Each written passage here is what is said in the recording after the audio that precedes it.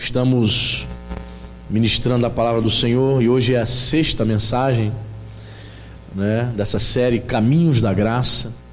Temos aqui analisado textos da palavra de Deus que falam sobre graça, Hoje é a 6ª no total de 8 mensagens, amém? E o primeiro texto que eu quero trabalhar com os irmãos nessa manhã está lá na Epístola de Paulo aos Efésios, capítulo 4, verso 7.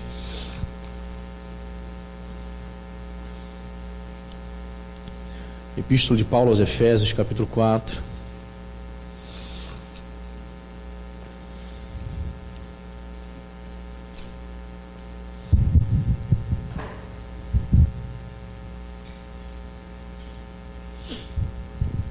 Efésios 4, versículo 7. Você achou?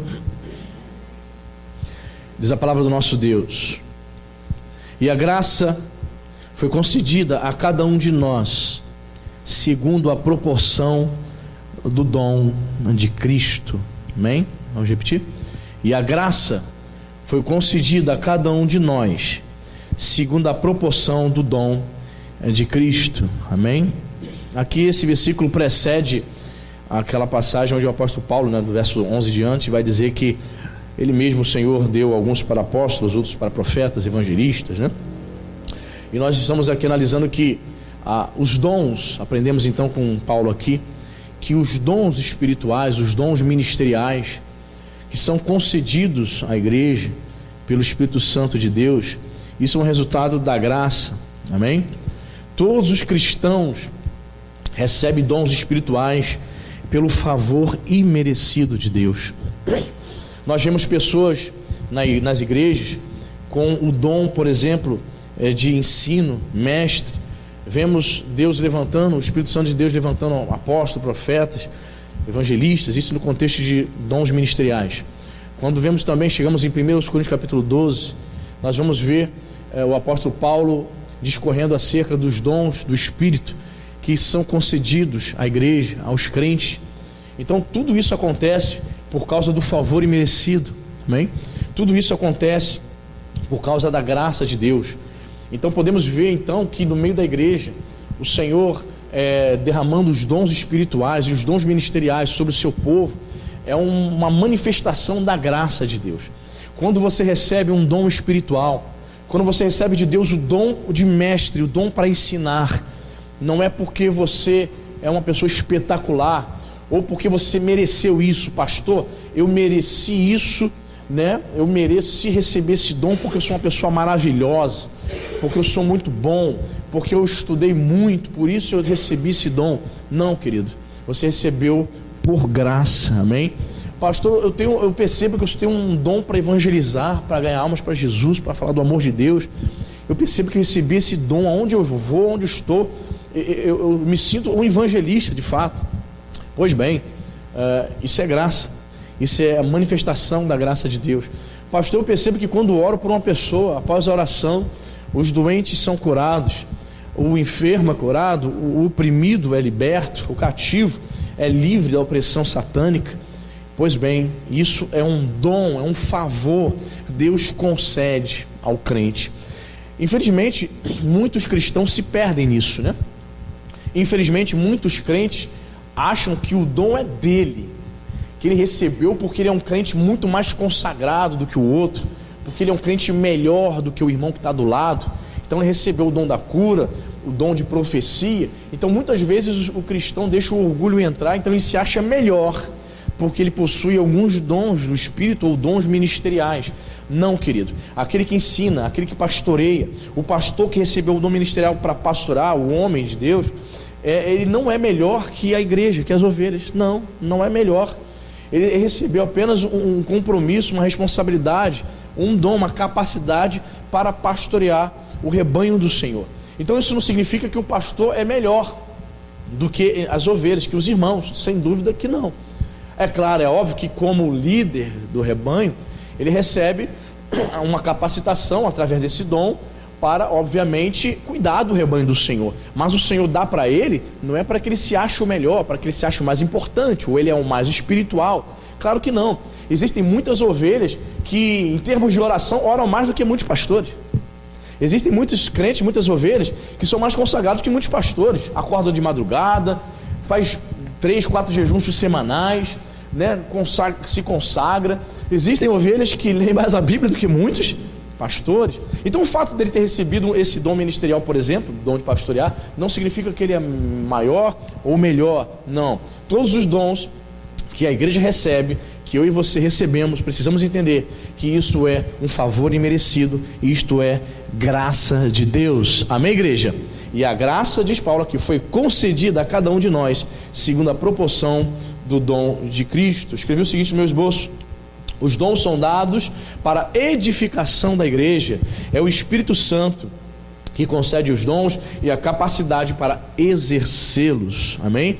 Você recebe um dom ministerial ou um dom espiritual, né, do Senhor, e quem vai capacitar você a exercer estes dons é o Espírito Santo de Deus, que habita no crente, que habita em você.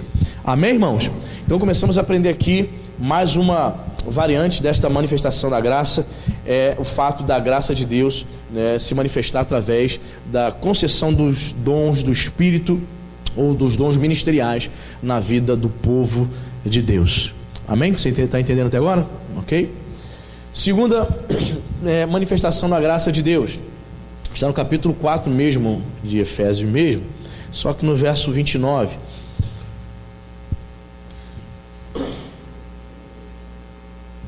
Veja o que diz o apóstolo Paulo à igreja de Éfeso: não saia da vossa boca nenhuma palavra torpe, e sim unicamente a que for boa para edificação, conforme a necessidade, e assim transmita graça aos que ouvem. Então estamos aprendendo aqui mais uma lição. Estamos aprendendo aqui nessa manhã que a graça de Deus, ela pode ser o quê? Transmitida. Eu não estou falando aqui, irmãos, que você vê no meio neopentecostal, transferência de graça, transferência de poder. Você já viu isso? Já ouviu falar sobre isso? Algumas pessoas, vou transferir minha unção de pastor para fulano. Não, não é isso que estamos falando. Isso aí é uma aberração doutrinária. Estamos falando aqui de transmitir graça através das nossas palavras, através das nossas declarações como servos de Deus, cheios do Espírito Santo de Deus. Então vamos analisar o versículo. Ele fala o seguinte, ó: não sai da vossa boca nenhuma palavra torpe. Você sabe o que significa a palavra torpe? Lá no original grego significa palavras podres. Ou seja, todo crente que fala palavrão está proferindo palavras podres, e isso entristece o Espírito Santo. Amém, minha querida? Amém, meu irmão? Ah, pastor, eu falo de vez em quando meu marido me estressa, aí sai assim. E aí, quando eu estou perguntando para você nessa manhã, quando é que você vai controlar essa tua boca? Quando é que você vai controlar a sua língua? Quando é que o Espírito Santo vai controlar a tua boca para que não saiam palavras torpes dos seus lábios? Pois bem, se você tem essa dificuldade, se você é daquele que fica estressadinho, qualquer coisa, no trânsito, e fala vários palavrões, é melhor você pedir Jesus para te libertar, senão você vai falar aqui dentro da igreja. Eu conheci um camarada que falava tanto palavrão fora da igreja, que teve um dia que ele falou dentro da igreja de Diácono Jorge. Eles conversando assim, escapuliu. Sabe por quê? Porque não foi liberto. O hábito é tão intenso que ele esqueceu que estava na casa de Deus. Muito cuidado, amém, querido? Para não sair da sua boca palavra torpe. E palavra torpe não se refere somente a palavrões, não somente, mas se refere-se também a todo tipo de besterol, tudo aquilo que não edifica, todo tipo de palavra inconveniente, todo tipo de palavra que pode magoar, machucar um irmão. Às vezes a pessoa está conversando, aí sai aquela palavra, sabe? A pessoa está sem assunto. Eu tenho um irmão que quando alguém fala alguma besteira, meu irmão fala assim: Tá sem assunto, esquenta a cabeça não, tá sem assunto. A pessoa tá sem assunto, ela não tem o que falar, aí fala besteira. Olha, minha irmã, seu cabelo tá tão feio, não passou a chapinha não? Aí para ela foi uma brincadeira, foi uma palavra ali, um inconveniente, mas para aquela outra pessoa, poxa, foi uma ofensa. Fica chateado, muitos ficam magoados, né? Porque foi uma palavra ofensiva. Sabe por que ela falou isso? Porque da boca dela não sai palavra de edificação. E Paulo está dizendo: sai da sua boca unicamente palavra que for para a edificação. Você tem algo a dizer para alguém? Raciocina antes, pensa antes de dizer, vai edificar? Se não for edificar, se não for para construir, não diga. Existem muitas palavras, muitas pessoas que soltam as palavras ao vento, elas não pensam antes de falar. E aí, normalmente essas pessoas são aquelas que magoam, sempre está em atrito na igreja com a irmã, com o irmão, porque ela fala sem pensar. A Bíblia vai dizer, né, o apóstolo Tiago: sejam tardios no falar e prontos no ouvir. Estejam prontos para ouvir. Ouça mais do que falar, amém? Ouça mais e fale menos. Então Paulo está dizendo para não sair nenhuma palavra torpe da nossa boca, se unicamente a que for boa para edificação, conforme a necessidade. Paulo está dizendo que você tem que abrir a boca quando for necessário. Direto e objetivo, Fábio. Abra a boca quando houver necessidade. Não tem necessidade? Fica quieto, irmão. Você não tem nada para edificar. Você é uma pessoa que não lê Bíblia, você é uma pessoa vazia, que você não ora. Geralmente você não tem nada para passar. Quando abre a boca é só abobrinha. Pois bem, só abre a boca quando for necessário. Evite estresse, evite problema. Paulo está dizendo aqui para a gente. E ele vai dizer: abra a boca quando for necessário, e assim transmita graça aos que ouvem. Interessante, né?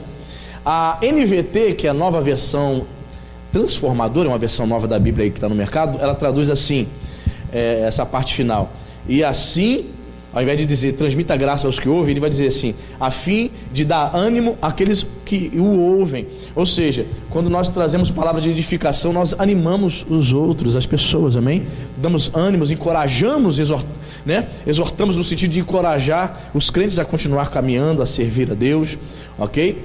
Então vamos analisar aqui.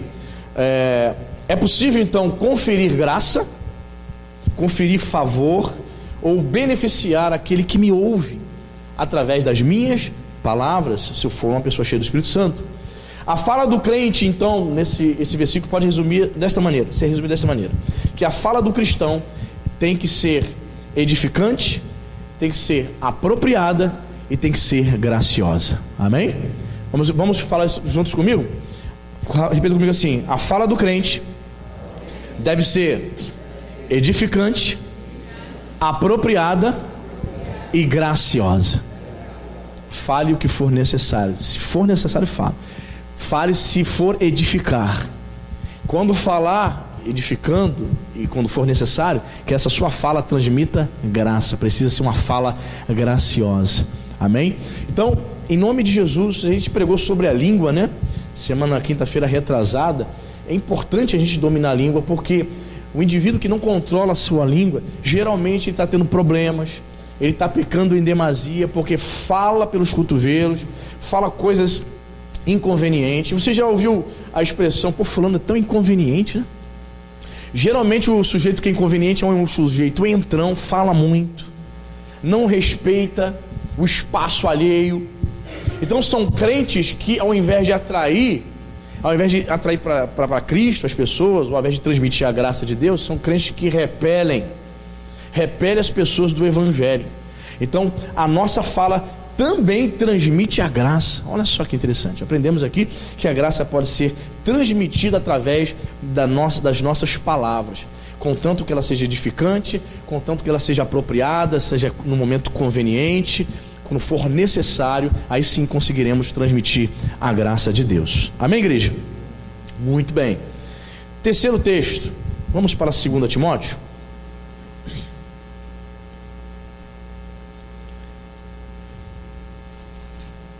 Capítulo 2.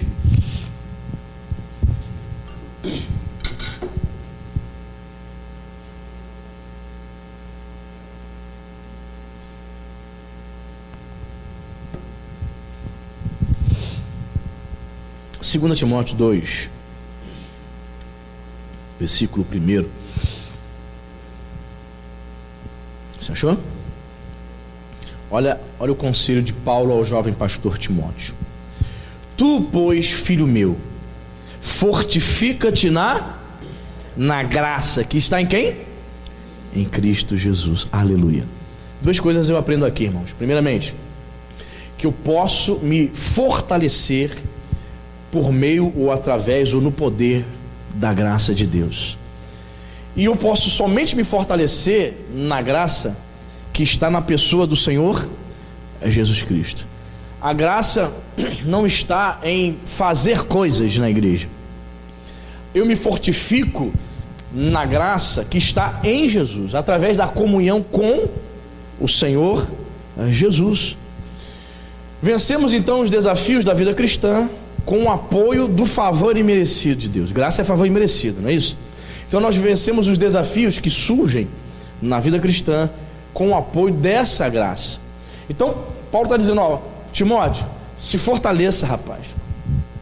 Fortaleça a tua fé, fortaleça a sua devoção ao Senhor, na graça, através desse favor, por meio deste favor imerecido, que está em quem? Que está na pessoa do Senhor Jesus Cristo.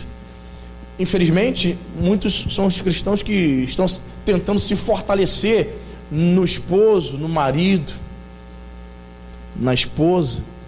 Eu vou me fortalecer, eu vou contar, pastor, com a oração da minha esposa. Aí a pessoa não tem vida com Deus, ela só fica contando com a oração da esposa, fica contando com a oração do pastor. Ele mesmo não tem vida com Deus. Fortifica-te na graça que está em Cristo. Você precisa ter vida com Deus, amém? Ah, pastor, minha mãe é uma pessoa de fé. Eu sou jovem, eu estou aqui nessa igreja, mas eu confio nas orações da minha mãe. Eu nunca vou me desviar e nunca vou me afastar de Jesus. Mas você mesmo não tem vida com Deus. Paulo está dizendo para você: se fortaleça na graça que está em Cristo Jesus. Não fique dependendo das pessoas. Eu fiz parte de uma igreja na minha adolescência, irmãos. Essa igreja não pregava a palavra de Deus, não. Eles pegavam a Bíblia e distorciam as escrituras de forma descarada.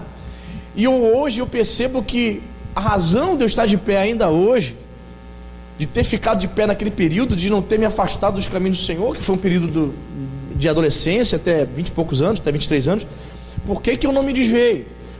Se eu não tinha alimento espiritual, sabe o que eu fazia? No meu privado, eu ia para a igreja, o pastor não pregava a Bíblia, chegava em casa, eu ia buscar, eu ia ler a Bíblia, eu procurava me fortificar na graça, porque se eu fosse depender do alimento que saísse do púlpito, não havia, irmão, não havia alimento.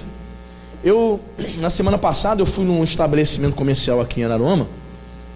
Aí eu fui comprar esses suportes aí da caixa.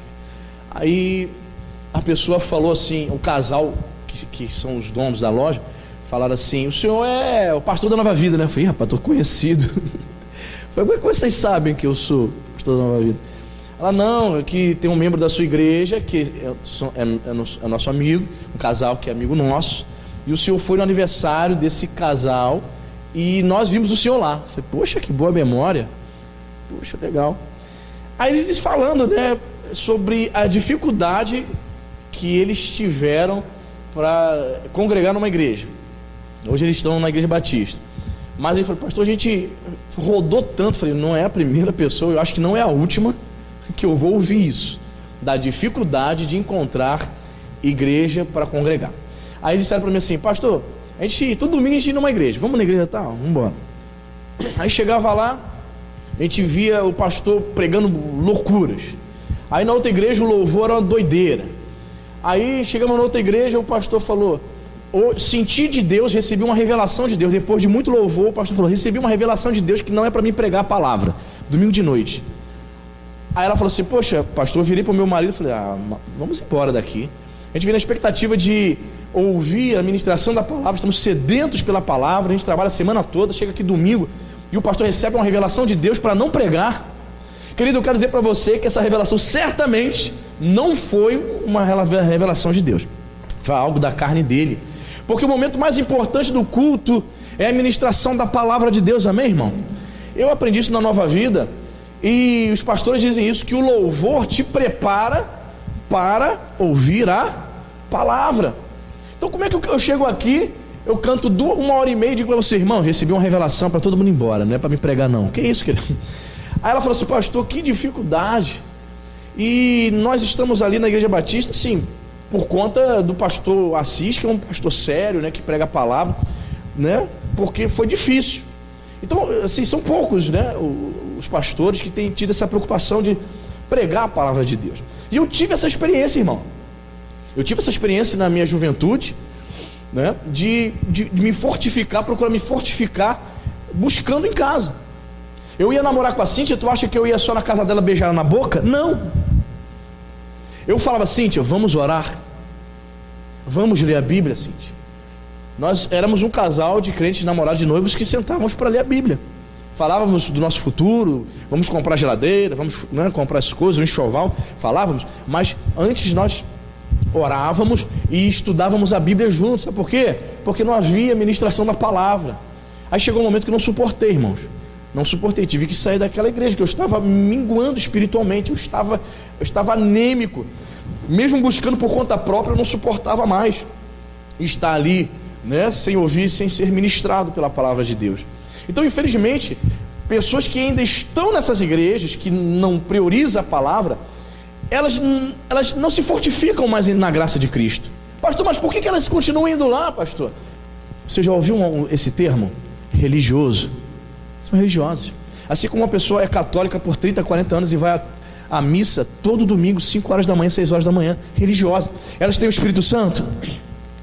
Nasceu de novo? Não, porque quem nasceu de novo não se prostra diante de uma imagem. Quem nasceu de novo não é idólatra, não servem aos ídolos da Igreja Católica Romana. Pois bem, isso é uma prova de que eles não nasceram de novo. Quem nasceu de novo sai de lá, irmão. Existem muitos testemunhos de pessoas que saíram da Igreja Católica, tiveram uma experiência com Deus, e quando eles perceberam que conheceram Jesus de verdade, o que eles fizeram? Saíram. Sai dela, povo meu.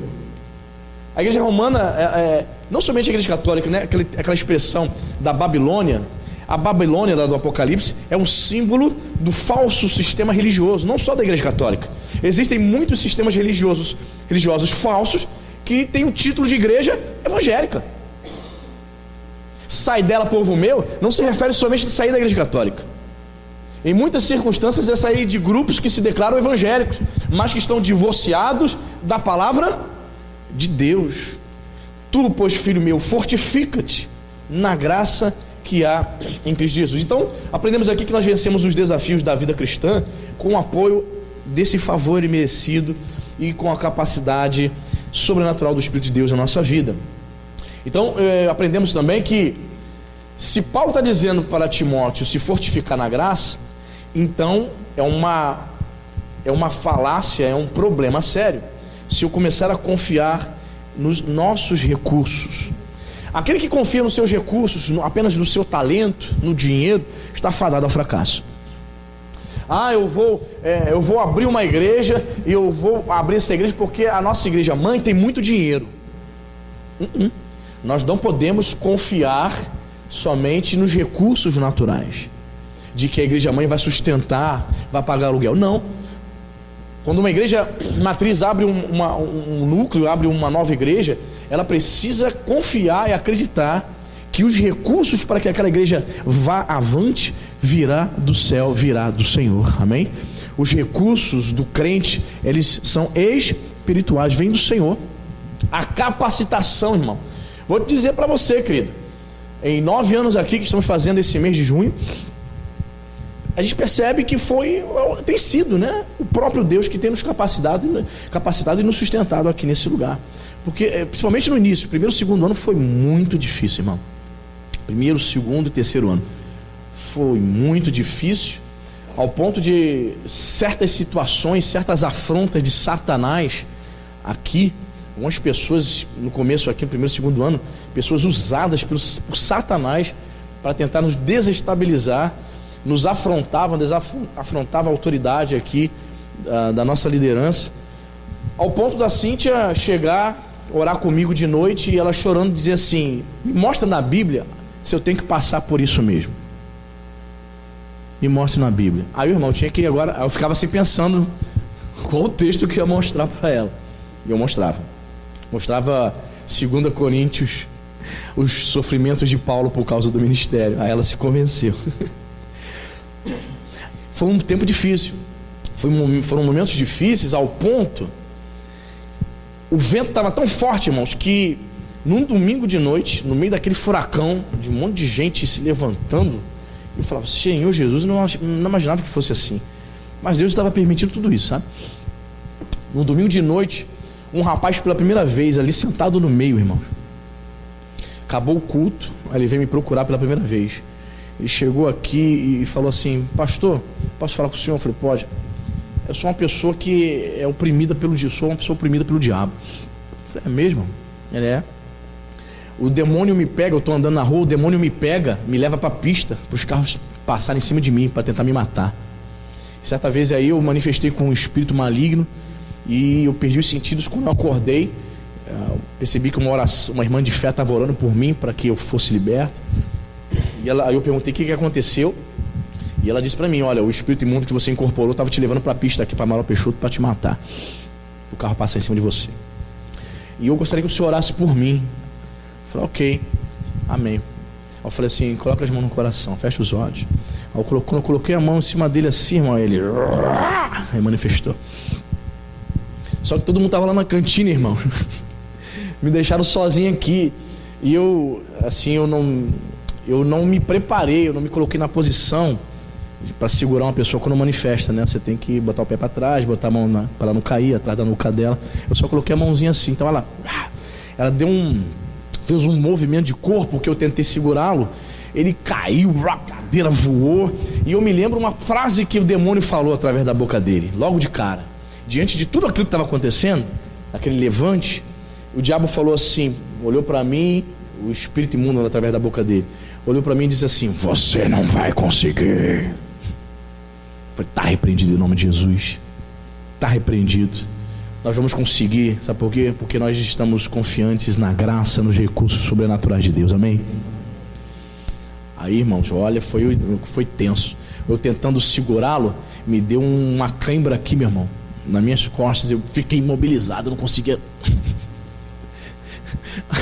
Um irmão que estava lá na cantina veio correndo para me socorrer. Eu não conseguia me abaixar para pegar o rapaz rolando no chão, porque nessa que eu tentei segurar, porque foi algo assim inesperado.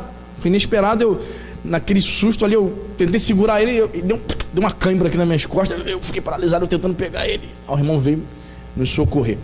Jesus Cristo. Mas essa frase ficou: você não vai conseguir. Satanás tem esse propósito. Talvez não vá manifestar demônio, alguém demoniado, para dizer isso na tua cara. Não. Contudo, as circunstâncias da vida, os problemas que você tem enfrentado, tem sido claro, evidente, que Satanás está dizendo para você: você não vai conseguir. Mas nós temos Cristo Jesus na nossa vida, amém? Tudo posso naquele que me fortalece. Eu posso sim viver a vida cristã em vitória, servindo a Deus por causa dessa graça, amém? Paulo sabia disso, Paulo experimentava isso, irmão. Por isso que ele pôde falar de cadeira, de camarote. Timóteo, fortifica-te, te fortaleça, fica firme na graça que está em quem, Timóteo? Só em Jesus. O poder vem de Jesus, Timóteo. Esse era o segredo de Paulo, irmão. O que Paulo fez ministerialmente falando, em 30 anos de ministério, é algo sobrenatural. A quantidade de almas que ele ganhou, a quantidade de igrejas que ele plantou, ele mesmo, nós já falamos aqui nas semanas anteriores, tudo que sou, tudo que eu fiz, foi por causa da graça de Deus, o favor imerecido. E é tão bom, irmãos, quando nós percebemos esse favor nas nossas vidas, não é isso? Esse favor, essa graça agindo em nós e através de nós, amém? Então te fortaleça, irmão, fortifica a tua vida espiritual na graça que é em Cristo. Procure ter intimidade e comunhão com o Senhor Jesus. Eu vou bater nessa tecla, meu irmão, porque a palavra de Deus é verdadeira. Ontem estava com a Cíntia lendo alguns artigos sobre suicídio de pastores e pastoras sobre o Brasil afora, pelo Brasil afora. Aí vem a manchete: mulher de pastor, um caso lá que a gente estava lendo, mulher de pastor cometeu suicídio porque andava deprimida, com depressão. Aí você vai ver o histórico.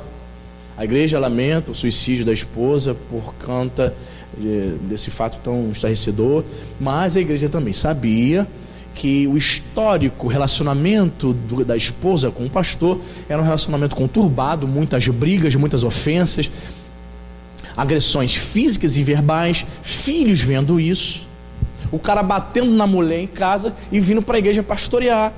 Você está entendendo? Não foi dado uma brecha, foi aberta a porteira. Satanás estava ali naquele casamento há muito tempo. Aí você vê o histórico, pessoas cometendo suicídio. É claro, irmão, deram brecha para Satanás, deram legalidade.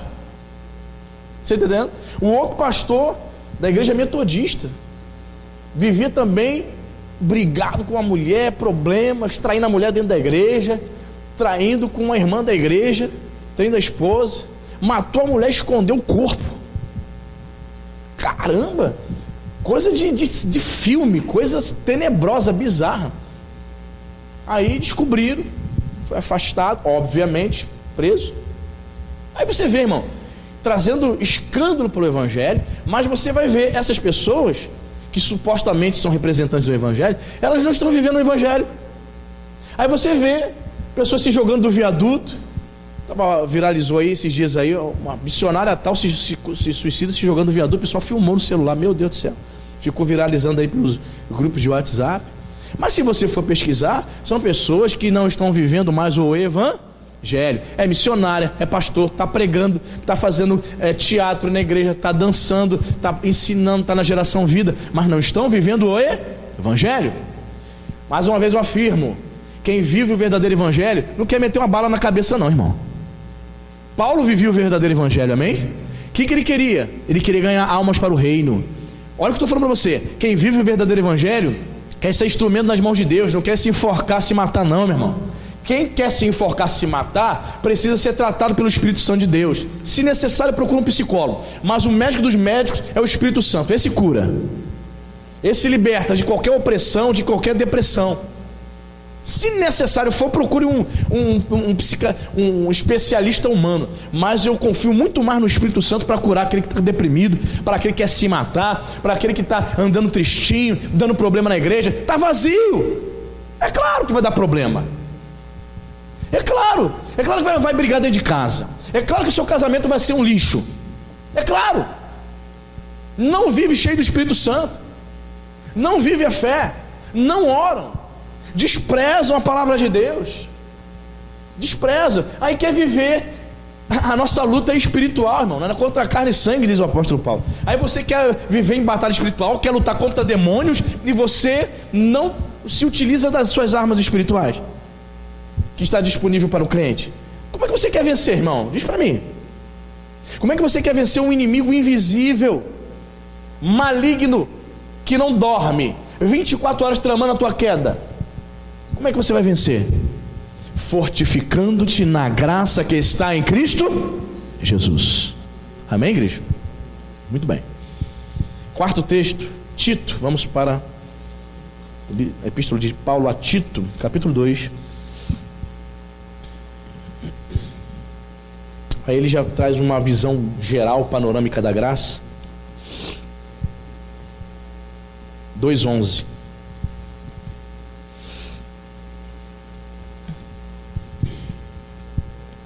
Você achou? Diz a palavra de Deus: porquanto a graça de Deus se manifestou salvadora a todos os homens. Vamos repetir? Porquanto a graça de Deus se manifestou salvadora a todos os homens. Muito bem, aprendemos aqui então que a manifestação dessa graça está no fato de Deus ter intervido na história humana, no cenário dos homens, né? Para fazer o quê? Para resgatar o homem. Então a graça de Deus se manifestando salvadora é uma referência à vinda de Jesus a esse mundo para salvar o homem pecador. Amém? E Paulo está explicando aqui para Tito que o fato de Jesus ter vindo a esse mundo para salvar o homem é uma manifestação tremenda da graça de Deus. É uma das maiores provas de que o favor de Deus para o com o homem é imerecido. Nós não merecíamos a salvação, gente. Nós vivíamos o quê? No pecado. Nós é que ofendíamos o nosso Deus. Só que a graça se manifestou salvadora a partir do momento que Deus olha para a humanidade, porque Deus amou o mundo, cosmos. Deus amou o mundo e deu seu filho.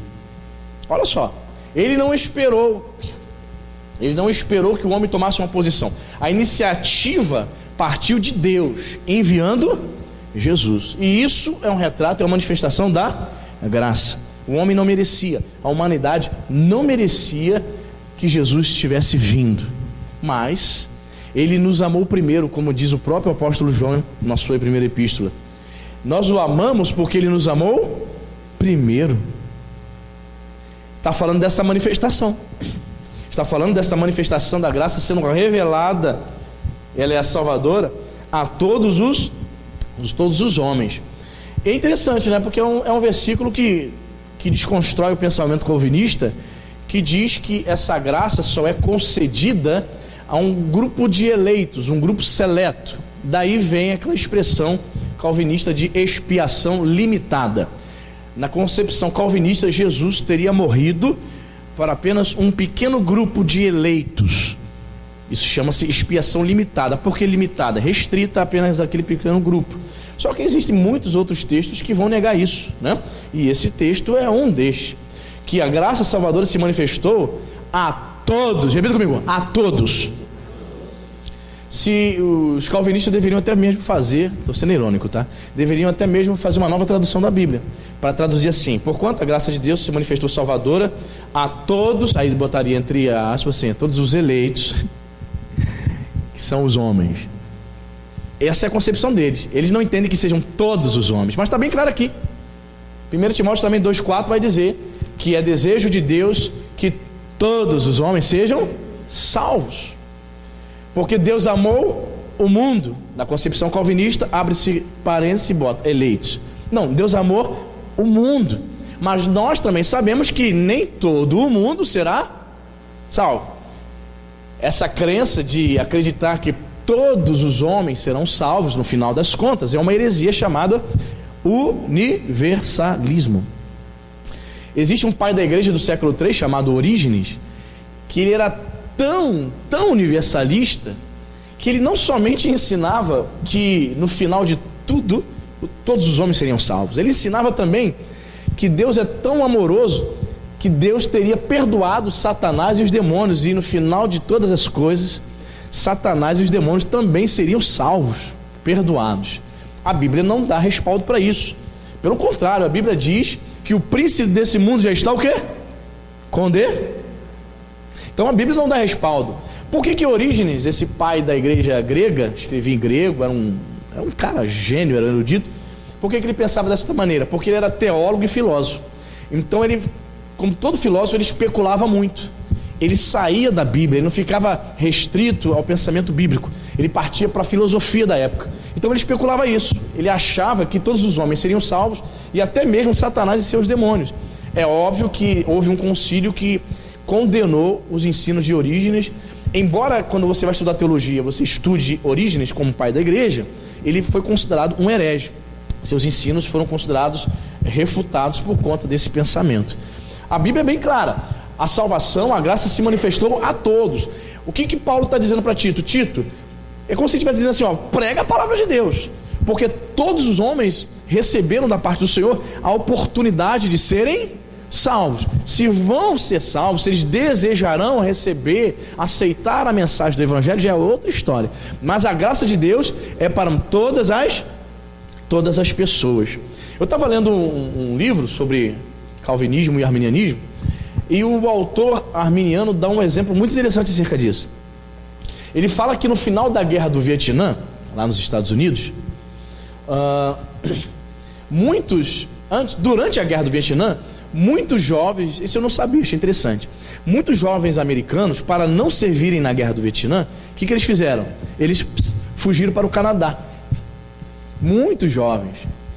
E havia uma lei dizendo que se eles voltassem para os Estados Unidos da América, antes de acabar a guerra do Vietnã, eles seriam presos. Então muitos ficaram por lá, constituíram família no Canadá, jovens americanos.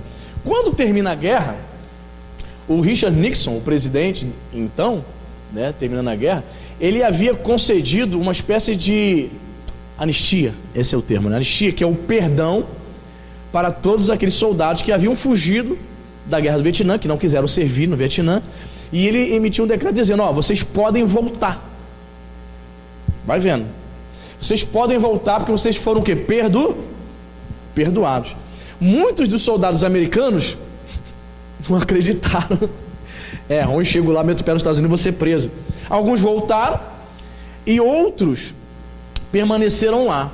Aí o autor usou esse exemplo para dizer o seguinte: houve o perdão, houve a oportunidade de redenção para os soldados, sim ou não? Mas aqueles que não voltaram porque não acreditaram, porque não quiseram. Assim também é a oferta da salvação.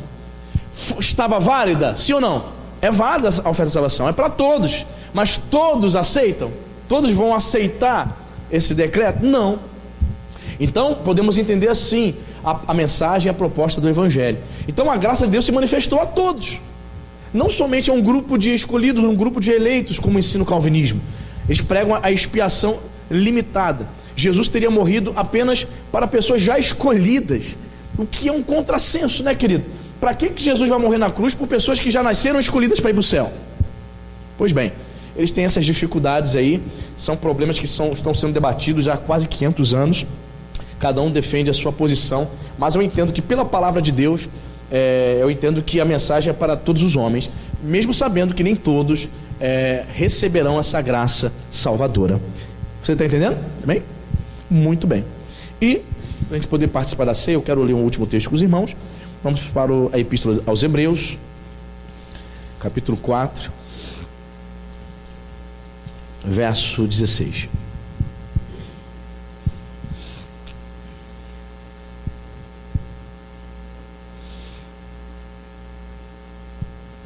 Hebreus 4,16, o autor da Epístola aos Hebreus, dizemos autor porque ninguém sabe quem escreveu essa epístola, né? Alguns acham que foi Paulo, outros acreditam que foi Apolo, Priscila, Áquila, Barnabé, mas ninguém sabe. Então por isso nós nos referimos assim, o autor da Epístola aos Hebreus, tá? O autor da Epístola aos Hebreus, no capítulo 4, verso 16, ele vai dizer o seguinte: acheguemo-nos, portanto, confiadamente, junto ao trono a fim de recebermos misericórdia e acharmos graça para socorro em ocasião oportuna. Então ele nos traz aqui duas revelações. Está dizendo que devemos nos achegar, nos aproximar. Essa expressão assim, confiadamente, outras versões dizem com ousadia, com coragem. Devemos nos aproximar diante do trono da graça, através da oração, claro, com coragem, junto ao trono da graça. Veja bem, trono refere-se, né, o lugar aonde o nosso Deus está assentado, fala sobre realeza. Então ele está dizendo que quando nós nos aproximamos de Deus, nos aproximamos de um Deus que manifesta o seu favor ao seu povo. Ou seja, quando nós entramos na presença de Deus, nós cantamos aqui, né? Quando eu entro em tua presença.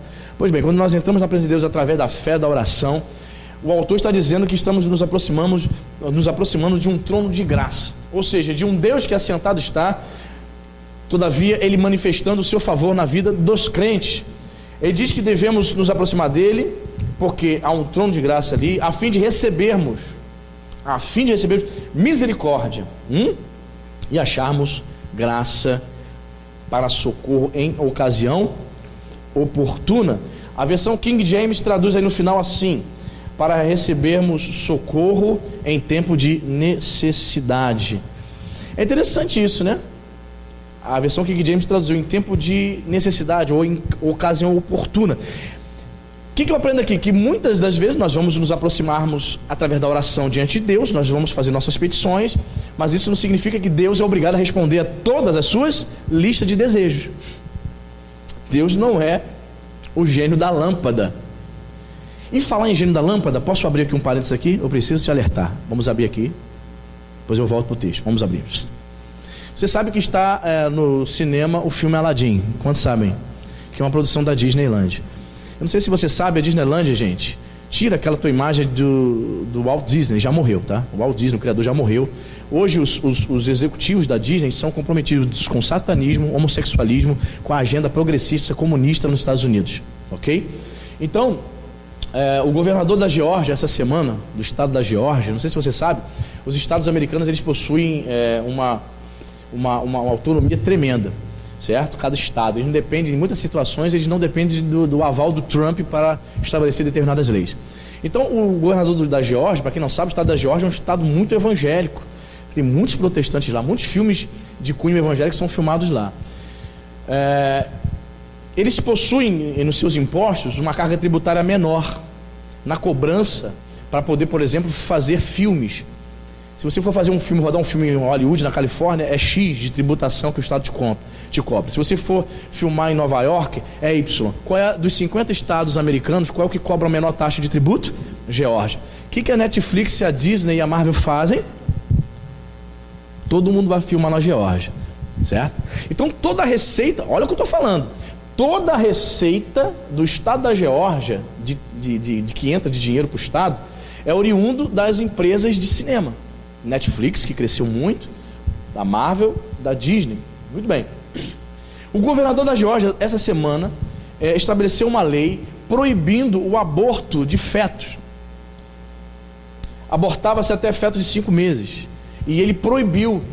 Ele fez um discurso declarando que é em prol da vida, né? Constatou-se que um feto de 6 semanas já se ouve batimento cardíaco, então é uma vida. Então ele proibiu o aborto no estado da Geórgia. O que a Disney, a Netflix e a Marvel tem a ver com isso, pastor? Pois bem, por essas empresas defenderem essa agenda abortista, progressista, comunista e socialista, eles estão boicotando o estado da Geórgia.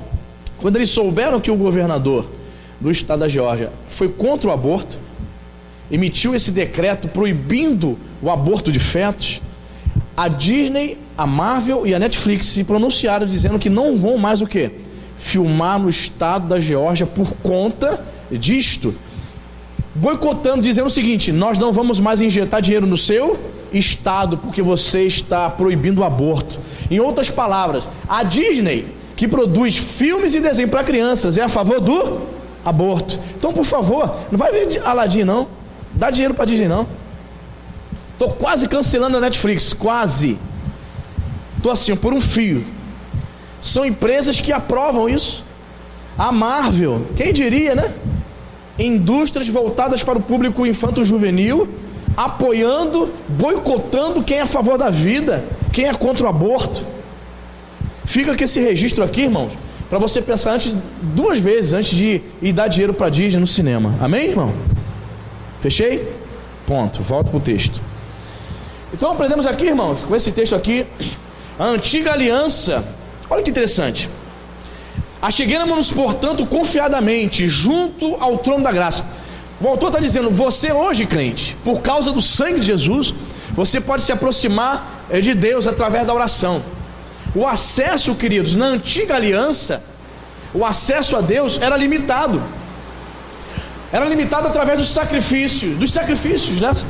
Através do sacrifício do sacerdote. Você precisava de um sacerdote para levar lá o teu animal, sua oferta, seu cordeiro.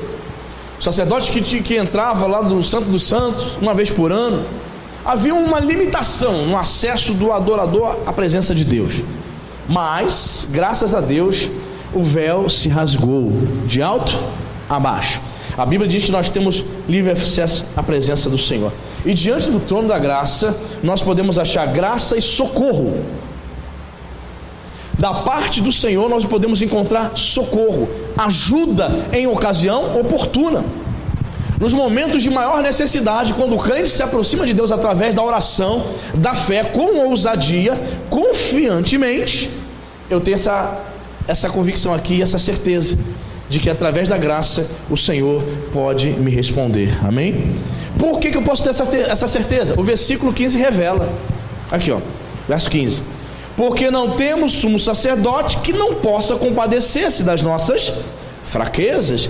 Antes foi ele quem? Jesus, tentado em todas as coisas, a nossa semelhança, mas sem pecado. Por que Jesus pode interceder por mim e por você hoje? Porque ele, a semelhança dos homens, ele foi tentado em todas as coisas, mas não pecou. Por isso que ele é chamado de Cordeiro Imaculado de Deus, que tira o pecado do mundo. Amém, querido? Você está entendendo isso? Você compreendeu isso? Podemos nos aproximar do Senhor confiantemente, porque ele experimentou as mesmas lutas que nós experimentamos hoje. Você sentiu desânimo em seguir ao Senhor? Certamente teve momentos difíceis para Jesus, que Jesus precisava se retirar, orar. Havia momentos que ele parava de curar, parava de ensinar, falava assim: dá licença, discípulos. Ele se retirava, passava noites em oração e se fortalecendo em Deus. Por quê? Porque ele havia subido à forma humana. Então Jesus precisava orar ao Pai. Ele precisava dessa comunhão. Ele precisava se fortalecer. Jesus, mas pastor, Jesus não é o Deus encarnado, ele precisava orar? Sim, ele tinha vida de oração. Ele precisava praticar essas coisas. O que Jesus não tinha era pecado. Fraquezas ele tinha. Tentado ele era, mas ele não tinha pecado. Amém? Então, pelo fato dele ter passado por todas as tentações e lutas como nós, por isso que o autor vai dizer, então ele pode, como nosso sumo sacerdote, interceder pelo crente. Hebreus 7:25, vê o que diz aí na sua Bíblia, Hebreus 7:25.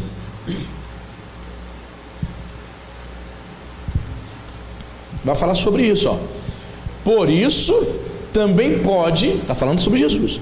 Por isso também pode salvar totalmente, não é parcialmente, repita comigo, totalmente os que por ele se chegam a Deus, vivendo sempre para interceder por ele. Jesus é o nosso intercessor, amém? É o nosso sumo sacerdote. Então podemos nos aproximar dele, nos achegar diante dele com confiança, diante do trono da graça, para alcançarmos da parte dele misericórdia, socorro em ocasião oportuna. Amém, querido? Você crê nisso? Você crê nessa palavra?